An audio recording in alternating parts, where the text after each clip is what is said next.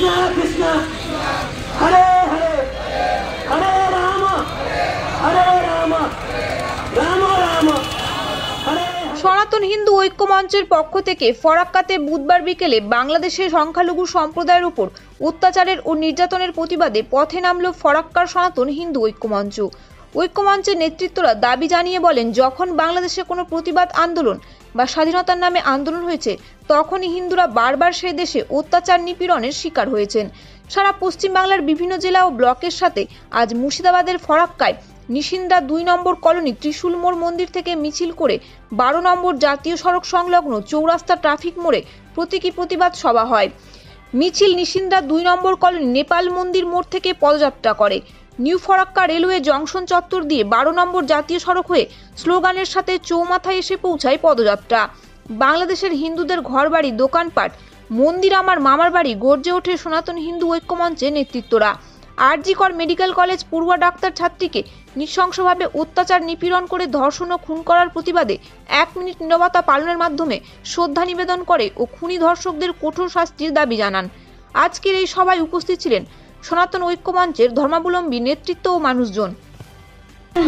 বাংলাদেশে এবং শুধু বাংলাদেশের পরিস্থিতি হতে পারে, বাংলাদেশে আগুন লেগেছে, কিন্তু বাংলাদেশের পার্শ্ববর্তী এলাকা পশ্চিমবঙ্গের মালদা, মুর্শিদাবাদ, দিনাজপুরের মতো এলাকা রয়েছে।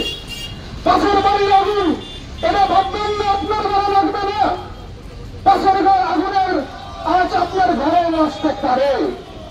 এখন থেকে হিন্দুদের সচেতন হওয়ার প্রয়োজন আছে।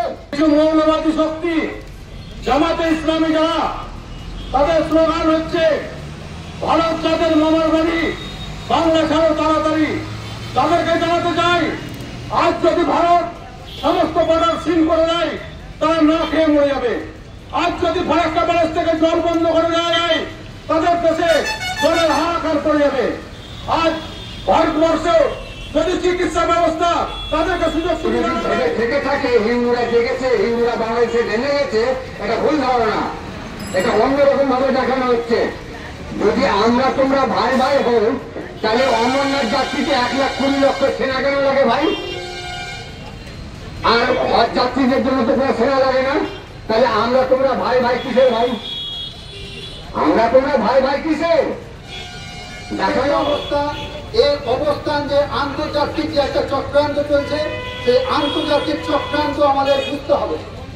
শেখ হাসিনা মাননীয় প্রধানমন্ত্রী বাংলাদেশের কদিন আগে তিনি ঘোষণা করলেন যে আমি যদি সেন্ট মার্টিন দ্বীপটা আমেরিকাকে ছেড়ে দিতাম, তাহলে আমাকে আর পরিচিত হতে হতো না, আমাকে আর বাংলাদেশ ছাড়তে হতো না, আমাকে আর দেশ ছেড়ে পালাতে হতো না। কি আছে সেন্ট মার্টিন দ্বীপে? আমাদের আন্তর্জাতিক চক্রান্ত বুঝতে হবে।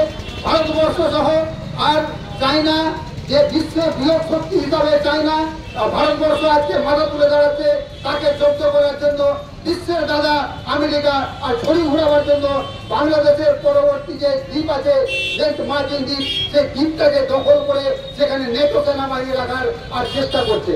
কিন্তু ভারত এবং চীনের সহযোগিতায় আমরা বারবার করে শেখ হাসিনাকে অনুরোধ করেছিলাম এই দ্বীপটা না দেওয়ার জন্য, কিন্তু শেষ রক্ষা আর হল না।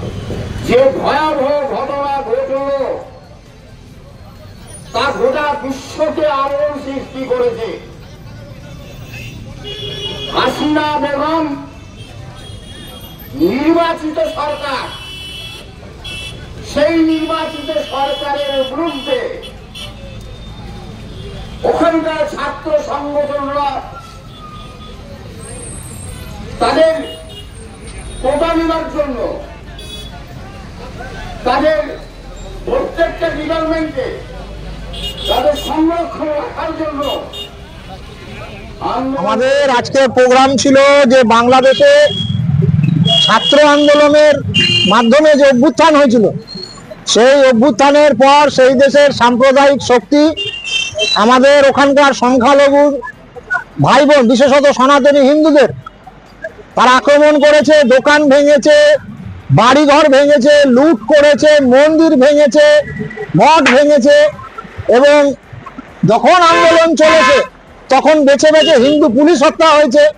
এই যে নারকীয় সন্ত্রাস হিন্দুদের উপর বাংলাদেশ, এবং সেটা একবার না বারবার বিভিন্ন আচিরায়, সেই সমস্ত বন্ধ করে বাংলাদেশের হিন্দুদের সুরক্ষা প্রদান, তাদের জন্য সংখ্যালঘু সুরক্ষা আইন, এই সমস্ত দাবি নিয়ে আজকে আমরা ভারতবর্ষের ফারাক্কা এলাকার হিন্দুরা সমবেত হয়ে প্রতিবাদ এবং ধিক্কার জানালাম। আরজিকর কাণ্ড, এটা তো আমাদের স্বাভাবিক কর্তব্য। আমরা একসময় নারী সম্মানের জন্য লঙ্কা কাণ্ড করেছি, কুরুক্ষেত্র করেছি, আজকে হালে আমাদের হাতে মোমবাতি ধরিয়ে দিয়েছে, এর তো প্রতিবাদ হবেই, আমরা তো করছি।